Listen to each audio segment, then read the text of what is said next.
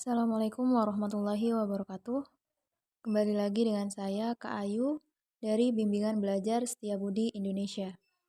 Oke, pada kesempatan kali ini, kita akan membahas soal matematika tentang kekongruenan. Untuk mengetahui suatu bangun dikatakan kongruen dengan bangun yang lain, itu kita bisa mencari dengan menggunakan sifat kekongruenan. Nah, sifat kekongruenan yang pertama, itu sudut-sudut yang bersesuaian itu sama besar. Nah, untuk sifat yang kedua, panjang sisi yang bersesuaian itu sama panjang. Nah, itu sifat kekongruenan.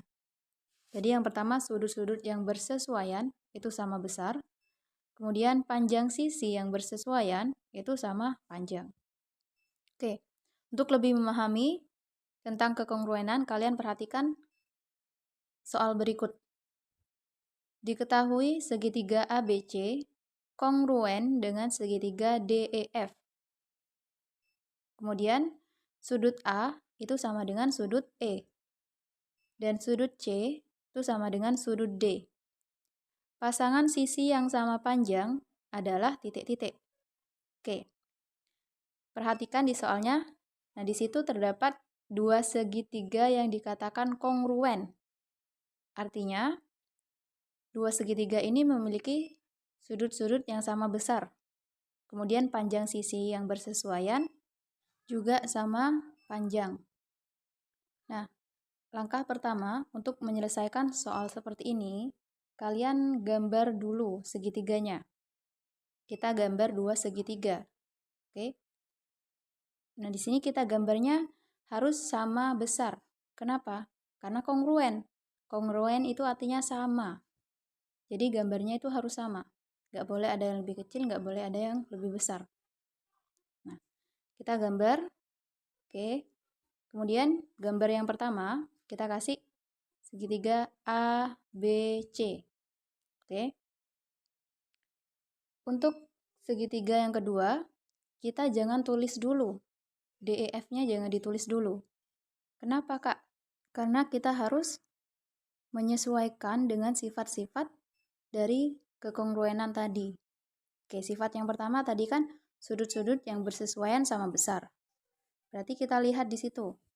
Di soalnya diketahui kalau sudut A itu sama dengan sudut E. Oke, berarti kalian lihat di gambarnya.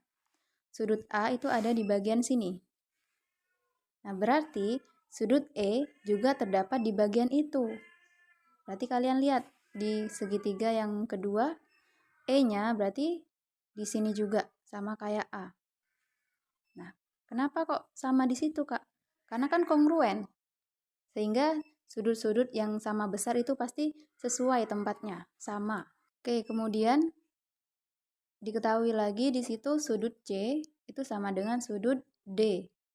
Berarti kalian lihat dari segitiga yang pertama sudut C-nya ada di mana? Oke, ada di atas. Berarti sudut D itu juga ada di atas. Kita tulis di atas. Nah, kemudian sisa sudut B. Nah, sudut B ini itu sudah pasti sesuai atau sama besar dengan sudut F. Oke, karena kan ED-nya sudah diketahui tadi. Berarti sekarang tinggal sudut F-nya. Berarti sudut B sama dengan sudut F. Nah, kemudian yang ditanya adalah pasangan sisi yang sama panjang. Untuk menentukan pasangan sisi yang sama panjang, kalian fokus sama gambarnya di sini. Nah, di sini kita mulai dari AC. Sisi AC itu sama panjang dengan sisi ED. Kok bisa, Kak? Kok bisa sama panjang? Kenapa? Oke. Karena sudut-sudutnya kan tadi sudah sesuai.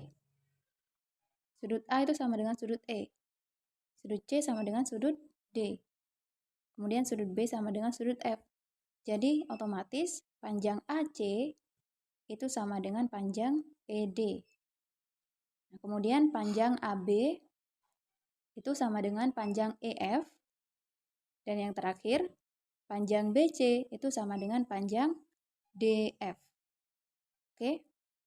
Jadi pasangan sisi yang sama panjang adalah yang C, yaitu AB sama dengan EF.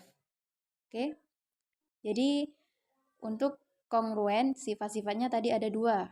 Yang pertama, sudut-sudut yang bersesuaian itu sama besar. Artinya yang bersesuaian itu yang letaknya sama, itu sama besar. Kemudian panjang sisi yang bersesuaian itu juga sama panjang. Jadi kalian harus tahu kedua sifat itu. Oke, sekian dari saya. Wassalamualaikum warahmatullahi wabarakatuh.